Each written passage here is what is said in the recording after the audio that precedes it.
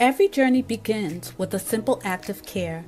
For Quest to Unite Africa, that journey started with something simple: a mother, a newborn, and a promise that no life would be forgotten. We did not begin with buildings, we began with people. We packed mother newborn kits with our own hands, because real change starts where the need is greatest. Those kids traveled farther than we imagined, and they opened our eyes to a deeper truth. Aid saves lives, but infrastructure saves generations. So we grew. Together with donors, volunteers, and partners, we sent a medical container to Burkina Faso. Not just supplies, but hope. Not just boxes, but proof that when a community comes together, healing moves across borders. That moment changed us, because we realized something powerful. We weren't just delivering help, we were building a future. Now, the journey continues. The next chapter is bigger than a shipment, bigger than a campaign. We are raising funds to build a state-of-the-art hospital, a place where mothers can give birth safely, where families can find care close to home, and where communities can grow stronger for generations to come. This hospital is not just a structure, it's a promise. A promise that healthcare will no longer be temporary. A promise that dignity will have a permanent home. And just like every step before, we cannot do this alone. Every gift, every brick, every name placed on the founder path becomes part of a story that began with compassion and is growing into legacy. It helps us move from emergency aid to lasting healing, from containers to care that never leaves, from vision to reality. Join us, stand with us, help us build a hospital that will serve generations, moving healthcare into action. Visit q2ua.org today. The Rise of Africa, the continent, the diaspora, and BRICS explores the relationships that are affecting the global economy right now. This book explores the relationships of the African diaspora's influence on the African continent and why this is important in stabilizing relationships with an understanding of how BRICS impacts the future, good or bad. You can order your copy of The Rise of Africa today on Amazon.com.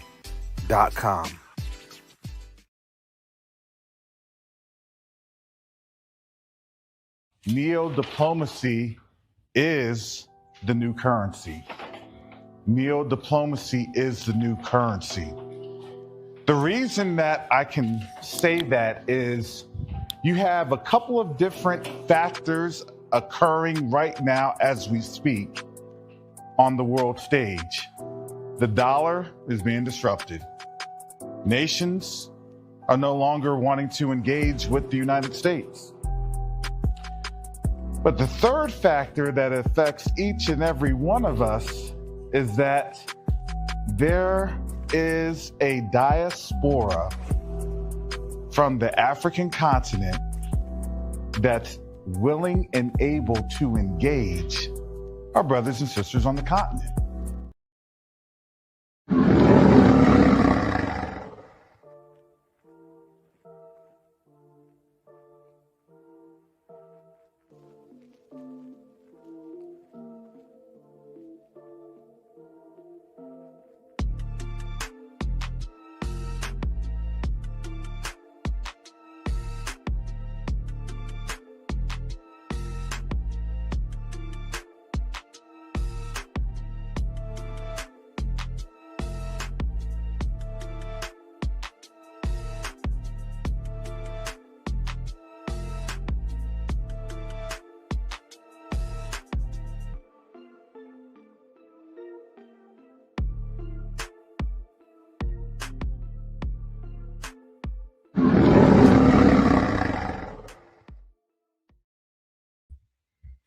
Well, shalom, salama, fiyemi, shalom. Greetings to all my Israelite brothers and sisters from around the world, whether the bloodline of Abraham, Isaac, and Jacob, the house of Israel, or you're a Gentile grafted in the house under the blood of Yahushua HaMashiach. We welcome you this morning.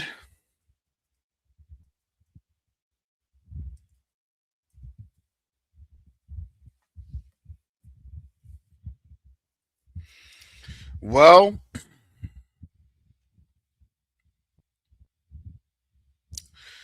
we're looking at a crisis.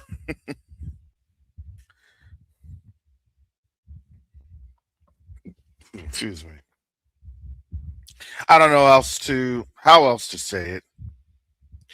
But the funny thing is that you're not going to hear it said. You're not going to hear anything in the media. You're not going to hear anything on any of these channels that will be promoted to the mainstream, because the reality is this: we've entered a different dimension. And this was a dimension that a lot of people did not want to partake in, because a lot of people were able to see or had a little bit of an understanding of what this meant for the future. Now, depending on where you stood at in on that side of the future, that future for many, the majority, spells an outcome that they will be on the bottom and no longer on the top. It foresees a world where, excuse me, the ability to gaslight and to control is no longer there, because everything has been exposed. And that exposure is here, and processing that exposure it's something that you are not able to do inherently. You're not able to do that inherently. And I'm going to tell you this: no matter how much you try or say, oh, I know what's happening, I know what's going on, I know. If you don't have the Ruach HaKodesh, you don't know anything.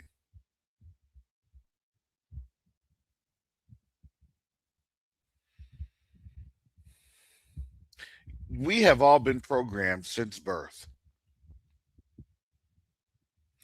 to accept the narrative. Because if you can't accept the narrative, then you're going to be deemed and labeled, as we all had been, as most of us had been, as crazy. As someone that just spews off and says all sorts of crazy things.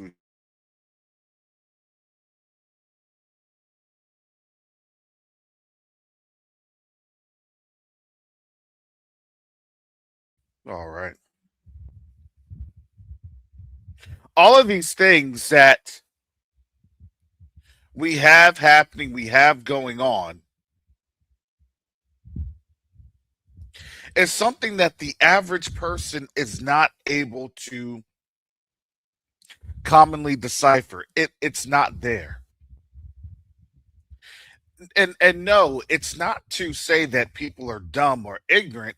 It's to say that the way that we have been trained in this life to look at things, to accept things, to understand things, has been so foundationally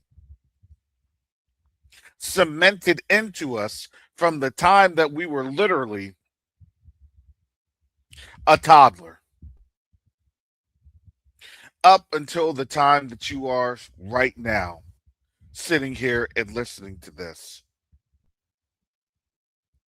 Now imagine that you have been listening and understanding and asking the Most High to give us this understanding for, excuse me, for some of us, almost 10 years or more.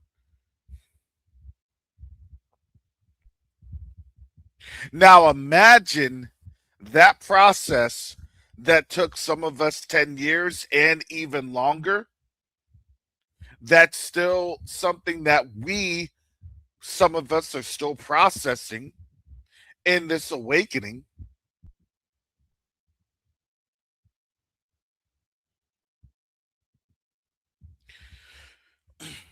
And to be able to have an understanding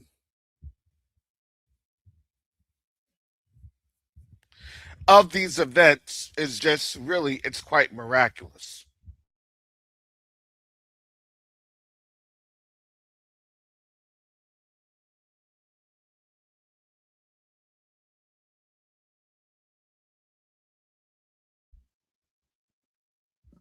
You're now being confronted with people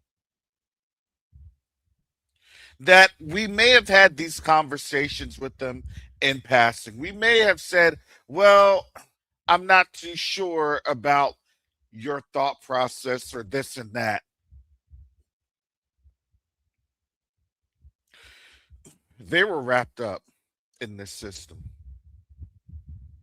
They were wrapped up in the matrix.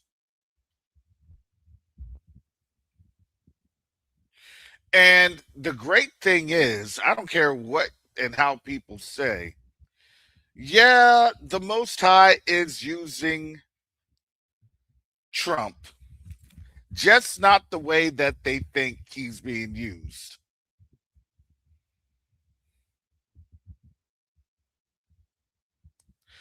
The Most High is using someone of such vanity, such moral decay and decline, such immorality on scales that is unfathomable, to be able to have them look at themselves.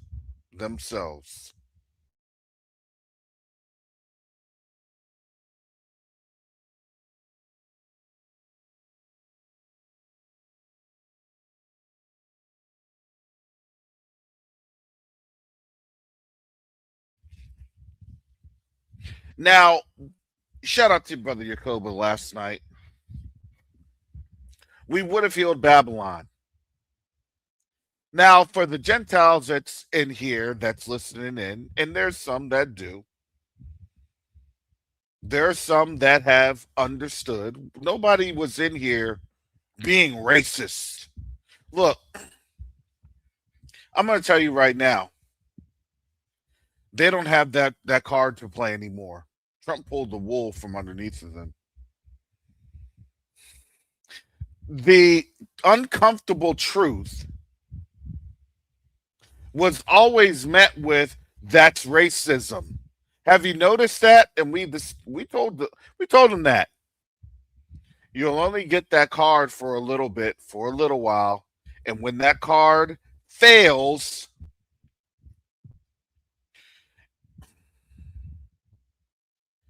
it's not going to be a very it's going to be an unsightly thing to witness, because that card was their pride and vanity card.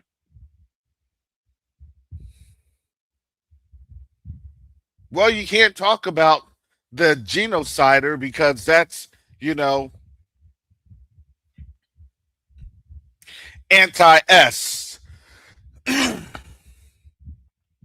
Excuse me, family.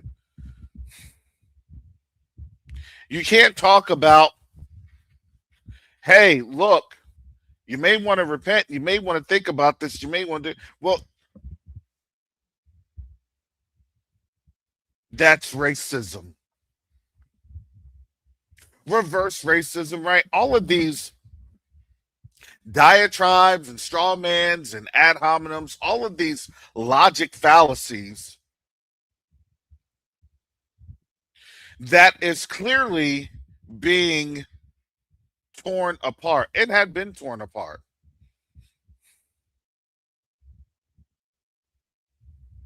We've stated this.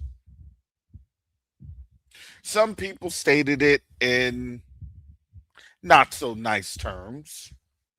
Some people stated it as an emotional outlet to, quite frankly, hurt people's feelings.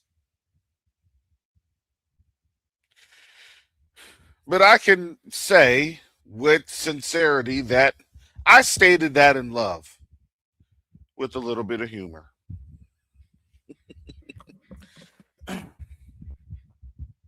Please don't fault me for my humor. But I was stating it in love.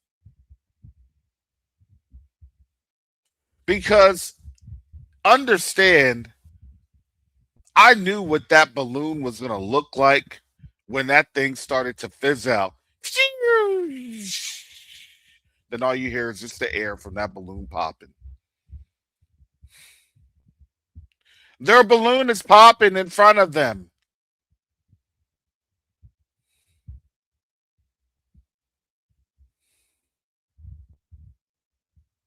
Oh, you can't say that. That's racism. Is it?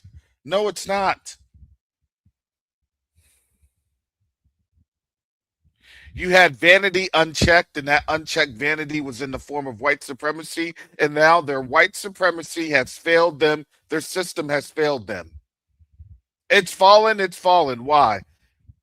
Because that cloak, that spiritual cloak that they had, known as white supremacy was spiritual, financial, economic, demographic, legal, you name it, social, the whole 9 yards. Because why? Because that was a system that they made, that was a system that they created. And now their system has been exposed by their own hands.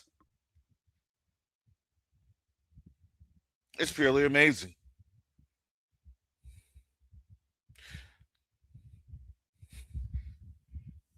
I'd have to say that we're seeing the greatest mad agent with or either Inspector Gadget. This message will self-destruct.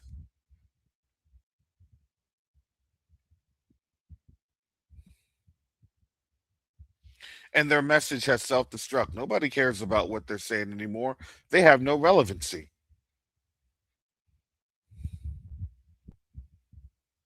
And I'm going to tell you this now that they know that they have no relevancy, just as Jacoba had the one white man that was there, Caucasian person who was in the vehicle. I think he travels back and forth, I believe, from Russia or Eastern Europe.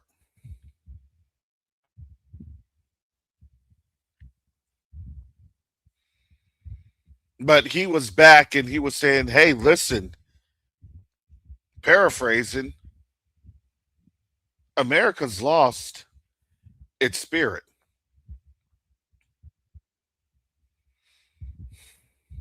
What spirit was that?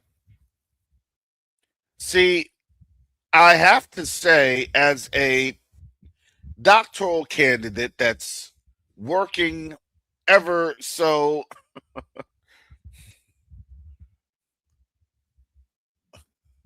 tenaciously to get this doctorate done,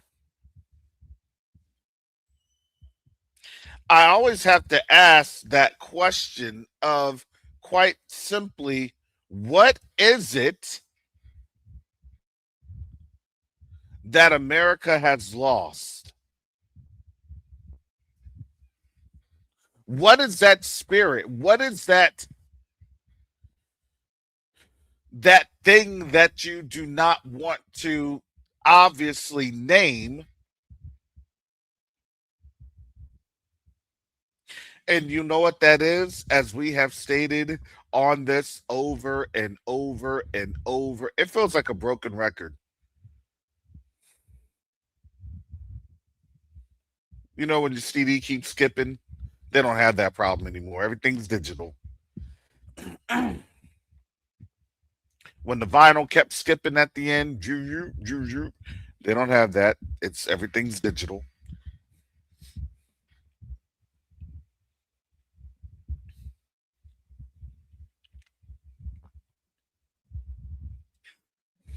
The flaw had been exposed.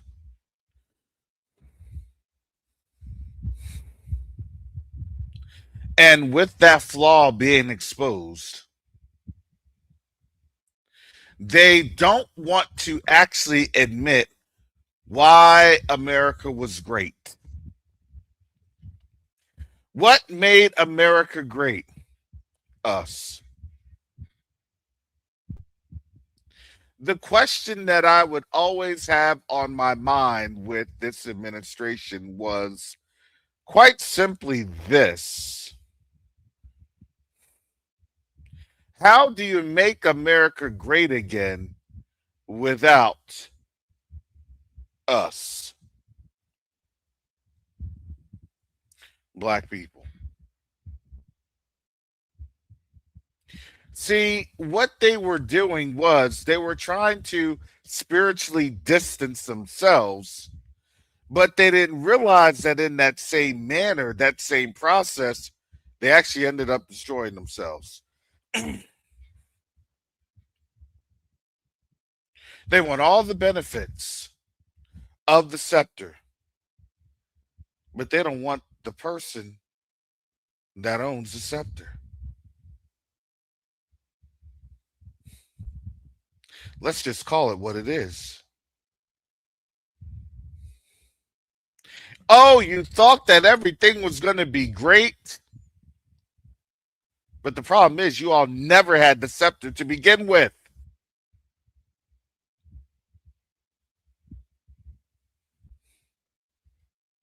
You can't have the power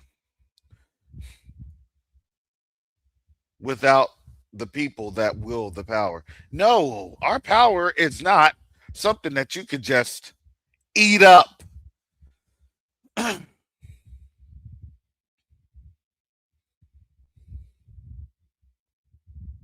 That vampirism, that cannibalism, let's call it what it is something that they do not have anymore.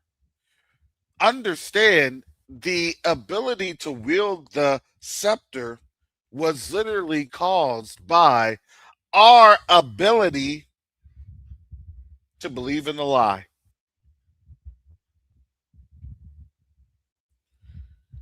The reality is that if they had kept the lie going, excuse me, if they had kept the lie going, a lot of our people would have continued to indulge in a lie, and therefore, here's the scepter. Here you go. There it is.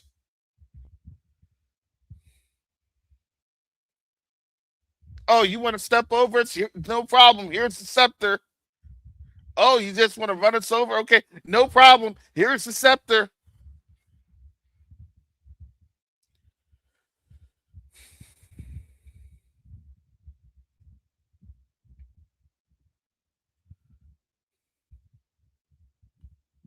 Give me a second.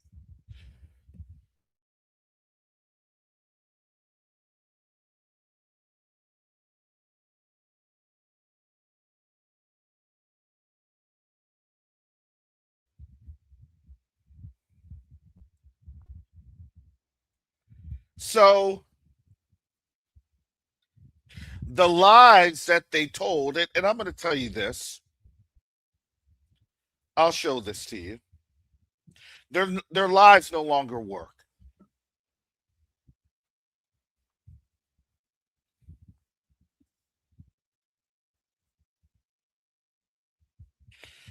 Just an example, I'm going to show this here.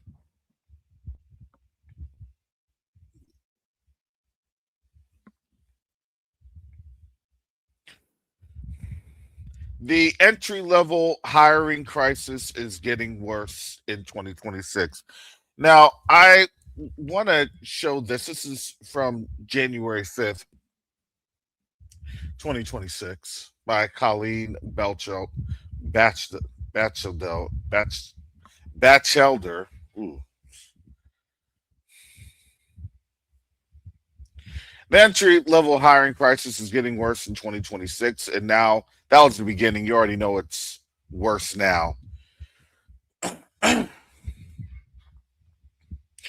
They project there's no increase in anything. All of these different increases and what they try to say is this and that, they're getting wiped off the board. You have a generation that's being wiped off the board. Here's this. And according to the Federal Reserve, the unemployment rate averaged 5.3%. Remember, they're saying that the unemployment rate is like it's just under 4%. That's why Trump doesn't like the Federal Reserve. And the underemployment rate rose to 41.8%. Basically, it's this. This was as of earlier this year, 2 months ago, to be exact. Today is March 5th. This article is out January 5th. We all know what's happened between now and January. You have a situation in which you have people that are barely making it. Over 60% of the people are okay. Excuse me. I take that back. Less than 60% of the people are okay. And that number is probably decreasing, while over 40% and climbing are not doing okay. So when people say, well, this war was unnecessary, this war.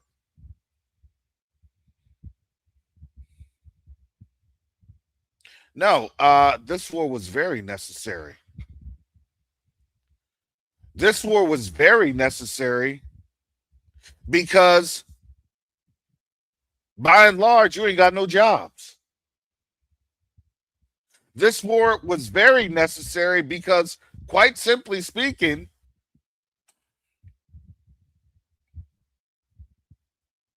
you have a situation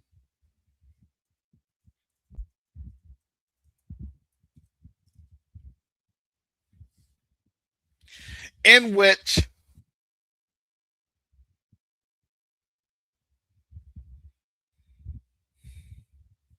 you now have a global collapse incoming. It's a global tsunami. We'll get to that.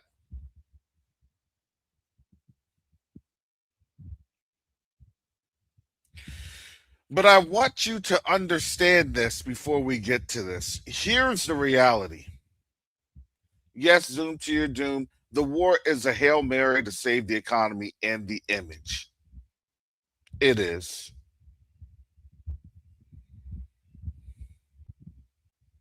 Let me tell you about this war. Let me share this article. This is the same tactics that they've used in Afghanistan. See, when you have to do the same thing, what do they tell you? When you have to do the same thing over and over again and you get the same result, what is that the definition of? Can someone post that in the chat? What's that the definition of? Doing the same thing again, expecting different results. What is that? It starts with that I word. See if you all are up early in the morning or wherever you're at in this world. Yes, thank you, Pastor Rick Fletcher. It is insanity. Yes, thank you, Stephanie. Thank you, Zoom to your doom. OZT, System Body. Yeah, Brandon, it's insanity. They've done lost their minds.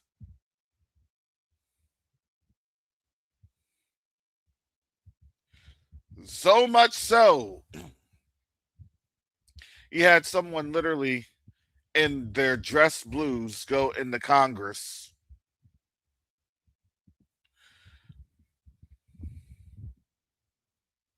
Caucasian man in his dress blues in Congress saying, we don't want this war. Oh, they're going to get the war. It doesn't matter. The war is already here because it was already in an implosion. See, we were already talking about this implosion, but people didn't want to believe it because they wanted to continue on with the insanity. The coming invasion of Iran.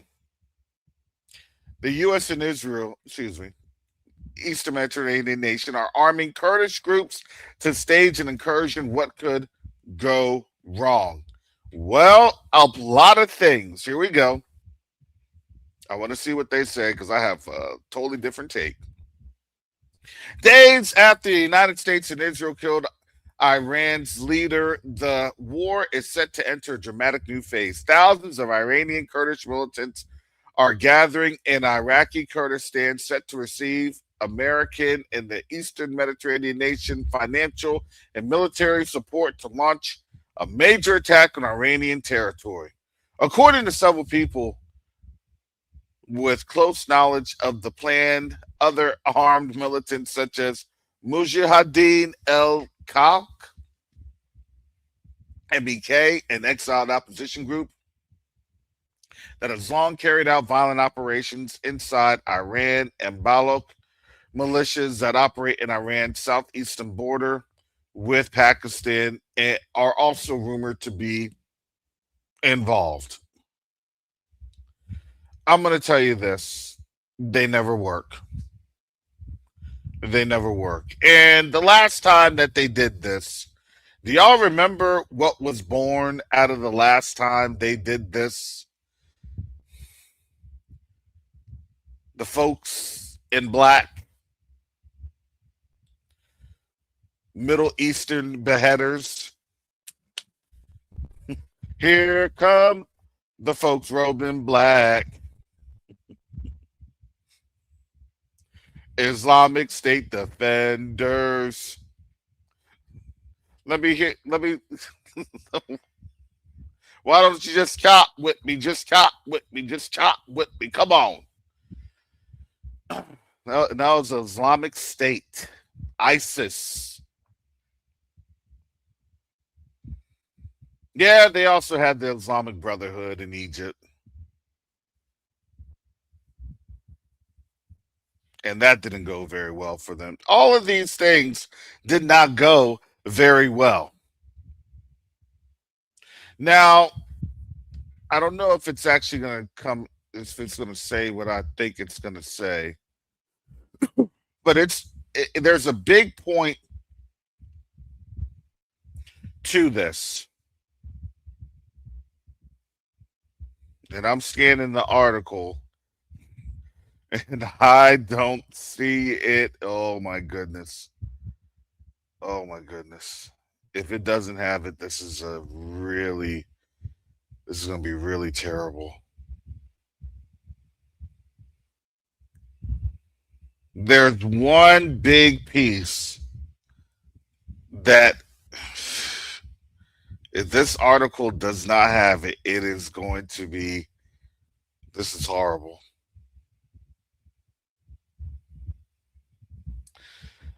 Because, yep, it didn't have it. Oh my goodness. This was just a push piece by the Fifth Estate.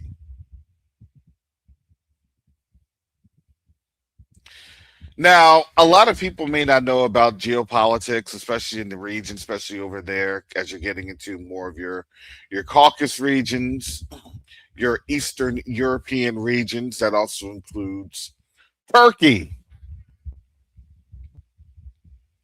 Turkey does not like the Kurdish. Turkey does not like MEK. Guess what they consider them as? Terrorists. And they do terrorist operations inside Turkey all the time.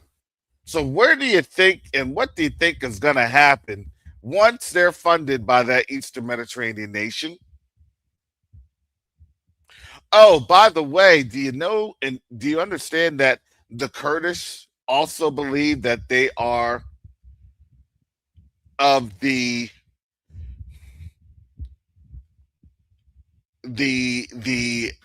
would say this, they're also of the Edomite tribe, the Edomite stock, as masqueraders.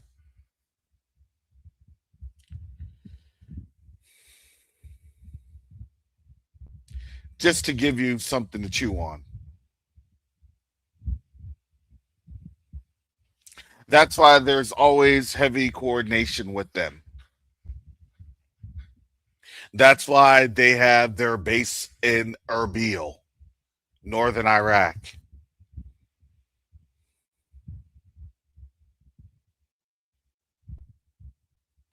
That's why Turkey has had a problem with them.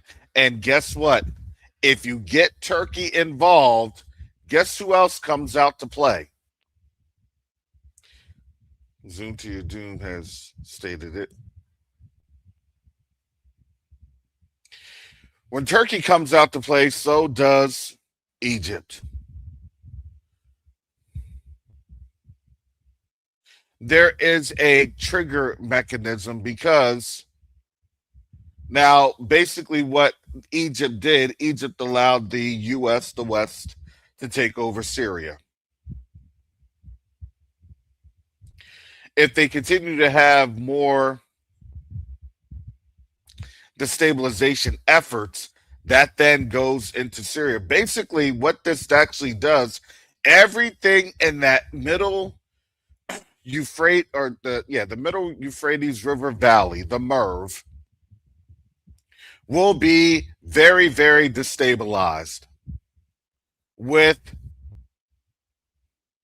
Arab forces.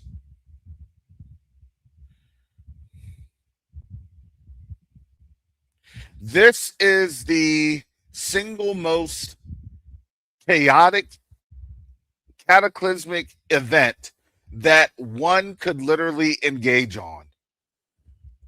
And it's happening in front of our own eyes. Every single disastrous event or decision. This would be the decisions that the commander in chiefs are briefed on of what not to do. Don't do this. Don't do that. Don't do. Okay, do it all. Don't do that, huh? Okay. Well, what if I do it? You don't want to do it. Yeah, I'm going to do it anyway.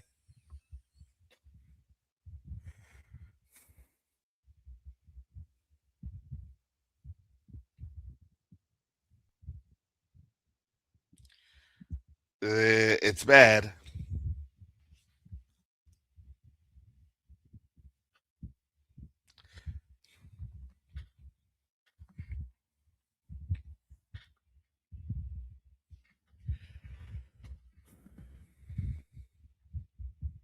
This is coming from X. Ed Conway, Sky. I'm presuming that it's probably of like Sky News.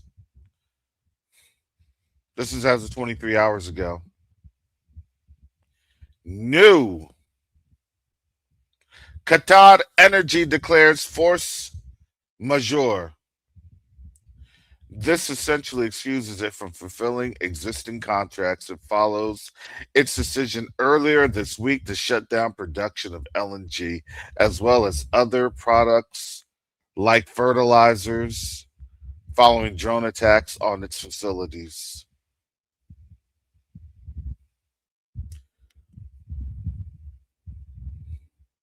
Press release, Qatar Energy.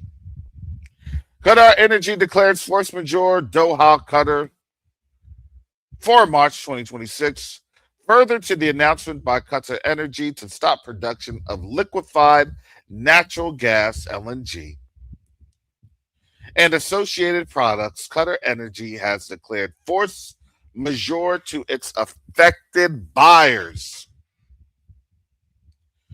Qatar Energy values its relationships with all of its stakeholders and will continue to communicate the latest available information. And then they give the nice little footnote.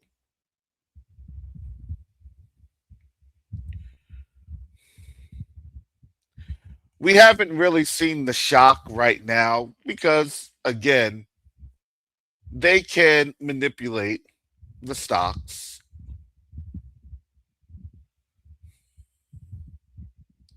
Yep, LNG and oil is going to skyrocket. They're going to try to hold off as much as they can. Here's the cold game. This is cold. This is a cold game. Okay, so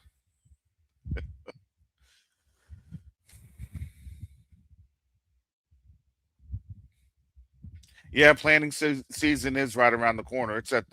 It's in about 45 days. Planning season.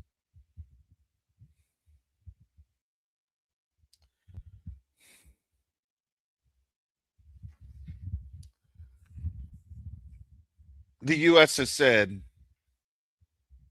it was purported that the U.S. had said that basically they're going to suspend all of the sanctions, suspend, not get rid of, suspend all of the sanctions on oil to Europe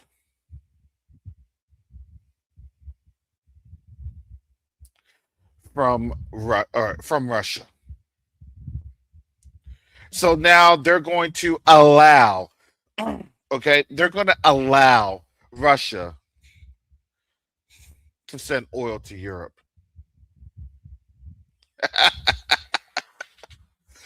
Oh,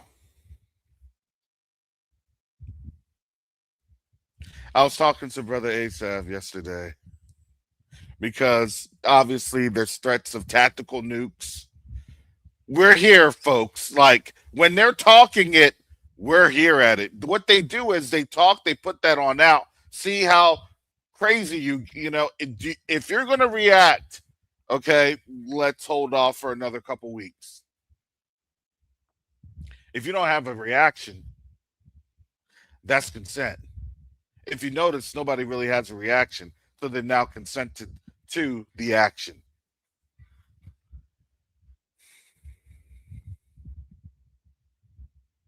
One of the reporters was asking Putin, they said, and let me, before I get into that conversation,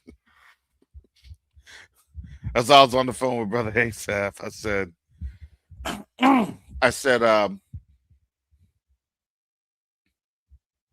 I don't think Putin's gonna.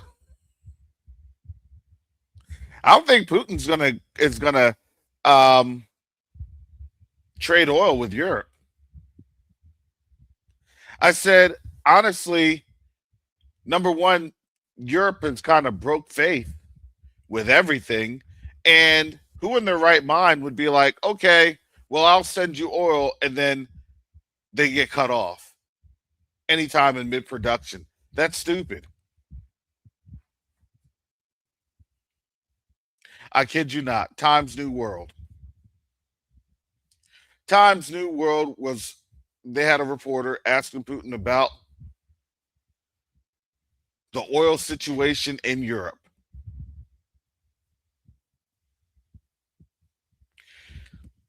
And Putin said this. I kid you not.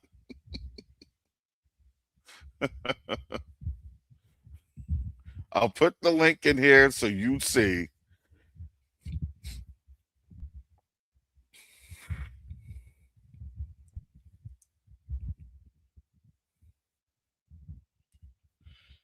On this little thumbnail, the title, it says Putin shuts Europe's gas. And he's saying that on the interview. He's obviously saying it a lot more diplomatically. But he's basically saying, listen, we've been a reliable partner in the past, and those partnerships were not honored. So we're going to go look elsewhere in other developed or emerging markets, which gives us a chance to expand and not have to look west, but look east.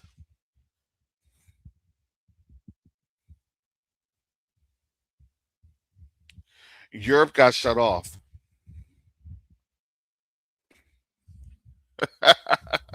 You want to know why? You want to know why America, the U.S., was so hard pressed? Oh yeah, we're gonna get Europe, and Europe is gonna, or we're gonna get Russia. Russia's gonna be happy with us. They're gonna be able to sell oil back to Europe.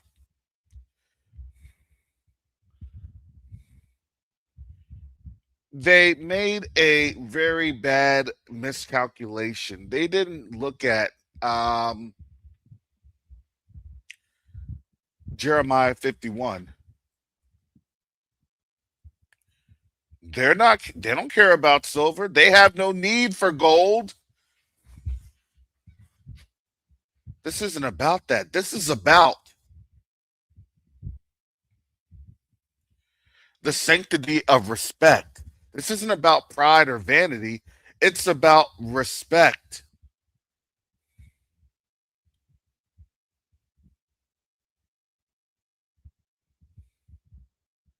See, the problem is that the West thinks this is, and this is a very fatal flaw in Western mentality, that you can just stomp on somebody, dehumanize somebody, and then they won't take the time to retaliate in like manner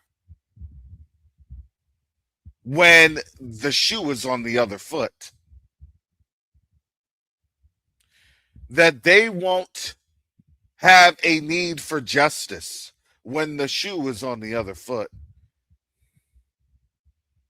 No, now what's getting ready to happen, see, the US never thought it would be in a position to where it's going to have to use its own oil and gas to do what? To backfill Europe.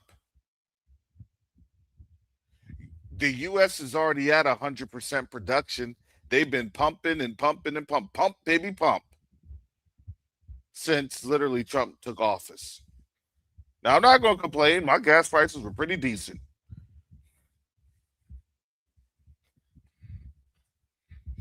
But they don't have the capacity to do anything else. Venezuela isn't online. What do you think that does now? Oh, Venezuela knows there's blood in the water.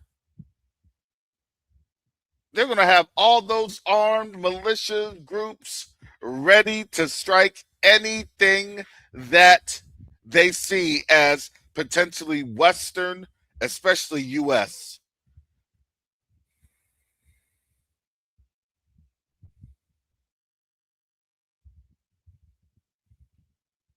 So, in a case of simple supply and demand, let's take a look. Let's put our economics hat on. Welcome to Black Econ 101.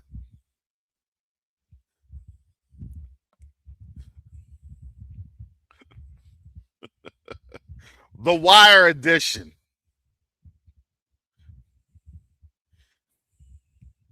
If your man ain't got that re-up,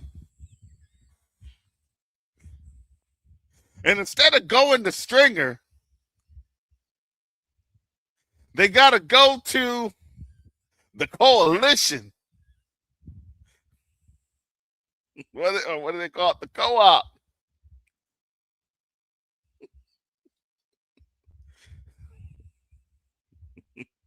And the co-op says, nah, partner, I can't do nothing for you. Because you were trying to rob the co-op and everything else. You done blew up the our pipeline to the Colombians, and now you want to come through and get involved in this.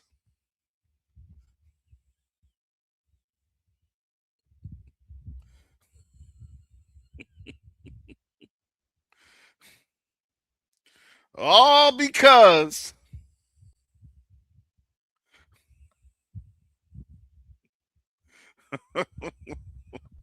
oh man, I'm trying to remember. It wasn't Marlo. What was his name? What was oh man? Omar. Yeah. All because Omar said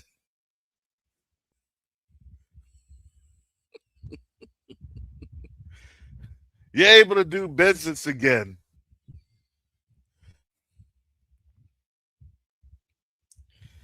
And now we're not going to let you do business. You're going to have to go to Omar.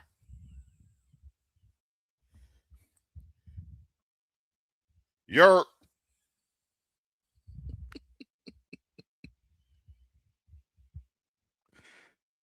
hey you. Hey you know I can't give you that bread like that because you know I'm going to be cutting off my peoples. Nah. See, the ways I figures it, you in a tough spot because Omar already at 100%. How am I gonna give you a cut of something I ain't had?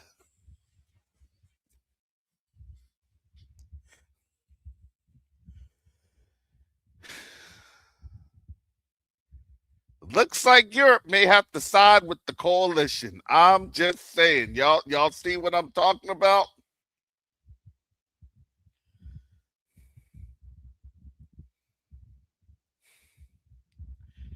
Hey, we're just gonna have to side with everything that was stated in Jeremiah 50 and 51. Because at the end of the day, this is gonna be an economic issue. Like I said, man, Europeans are not loyal.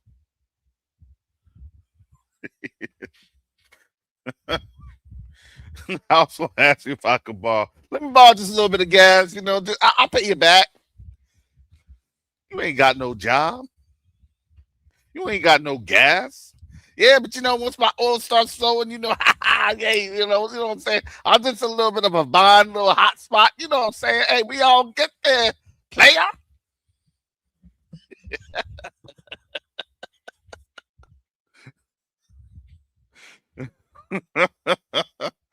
They're trying to do a pimp named Slickback to get their oil.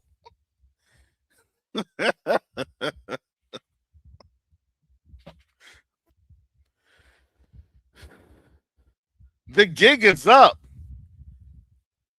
Checkmate.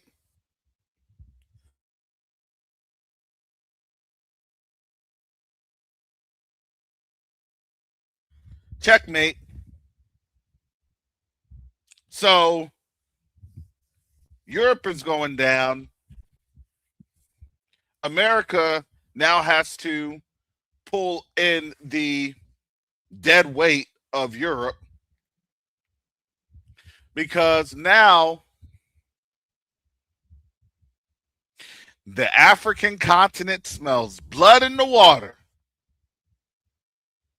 Oh, you want to use some of this oil, huh? You're going to have to pay reparations.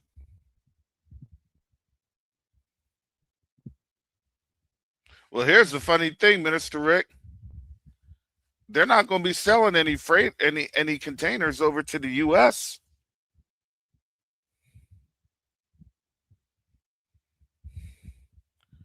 They ain't hijacking nothing. We don't go around this neighborhood no more.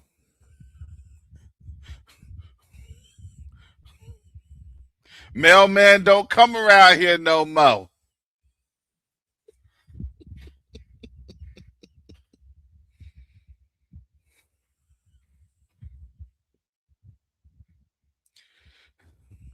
I got that fill up. Holla if you hear me.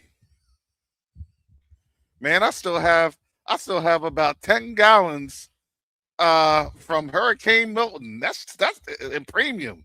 Oh snap, brother gonna get paid.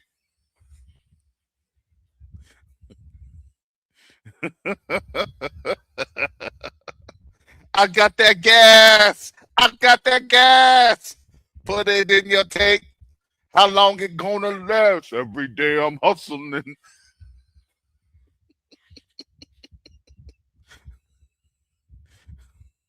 85, 93, it's on me. You can't get it from the tank. What it's gonna be?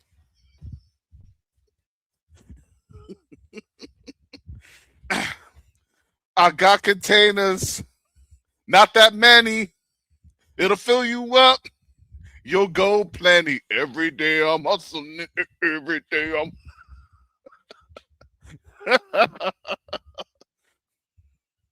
I got them tankers. Yeah, it's on the block. Went to filling up stations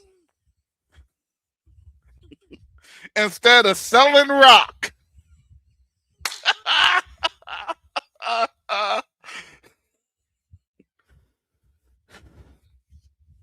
Hey, let me put you on to something. I got that new game. You know what I'm saying? Let me put you on to something. Yeah, you ain't know about this.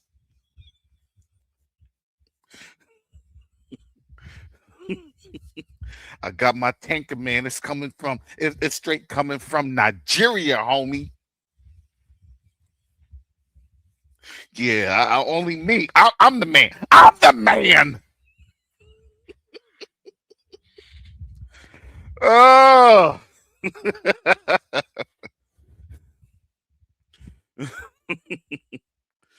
oh, goodness gracious.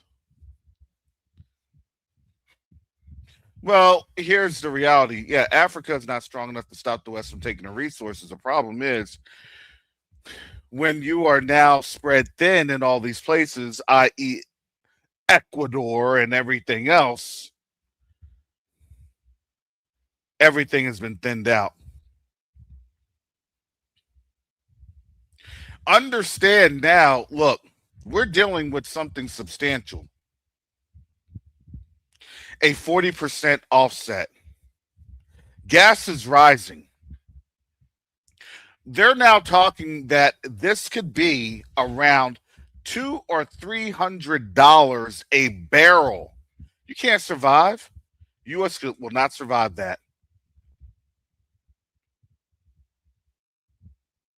That literally destroys any type of logistics transportation.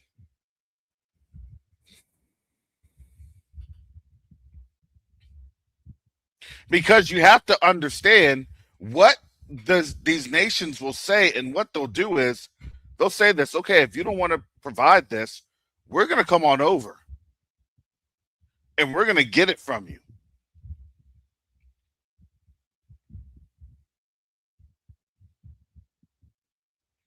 They're not just going to go into these other countries. If you have nothing left to lose, look, I told you Europe was already suffering. They're now suffering more.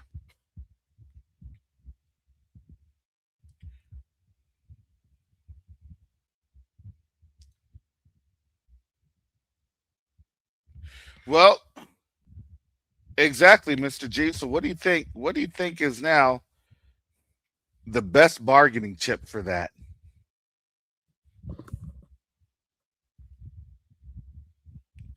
That's the best bargaining chip. Nobody wants to be poor.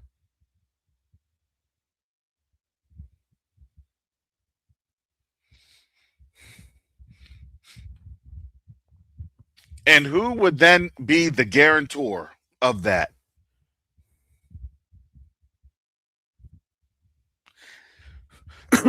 You see how these pieces are moving in chess?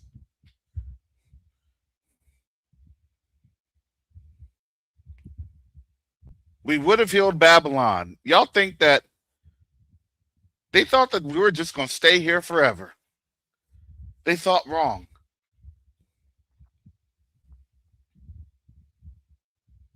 And now the chessboard is starting to lighten up,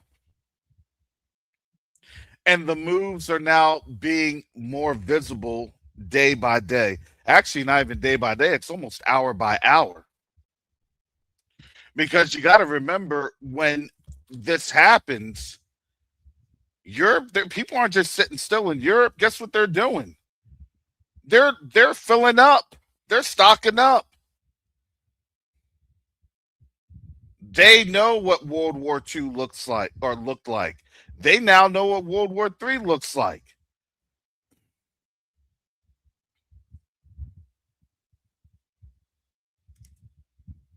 What did Putin say? Denazification. What do you think's going to start happening? All of these different things going on. Look, when the people are hungry, because why? Because they can't trust their government. That Nord Stream pipeline blew up. They're like, it's no big deal. Yeah. Do you know that that created such a discontent in their governments that that's a rift that's still being seen to this day?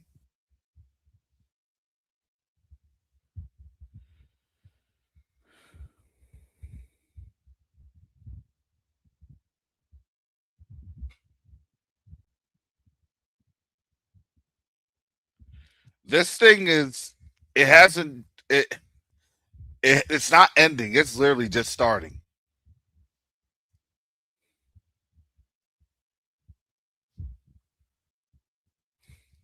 So again, we shall see. We shall see. So, family, if you like to support this channel,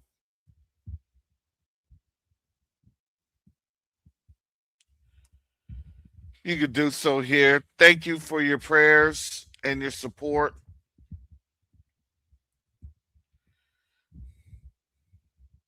This thing is happening. It's moving. So make sure to stay in prayer. Ask the Most High to give you understanding. Continue to ask the Most High through through the blood of His Son Yahushua Hamashiach, because you can't get to the Father except through who? Yahusha.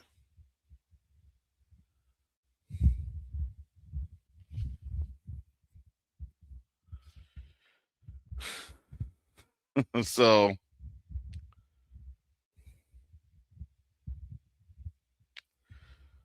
man, this thing is moving. And and Zoom to your doom, you had just said something. I'm looking at an article. It looks like Spain is able to evacuate their people. Spain is, because Spain didn't cede to the will of the Orange Messiah. So it looks like their people are getting ready to go home. You can't make this up. You can't make this up. All right. Again, if there's anything that pops off this weekend, I will report. So we shall see. Most High willing, I'll be back on Monday. Tomorrow, I'll be on with Q2A. I'll be on with Q2A as this war is. Let's reflect on what's going on in the continent as this war is progressing. So that will be tomorrow.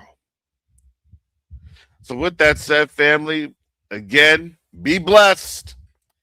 And with that, shalom, salama, sihemi, shalom, peace and blessings, Yasharel.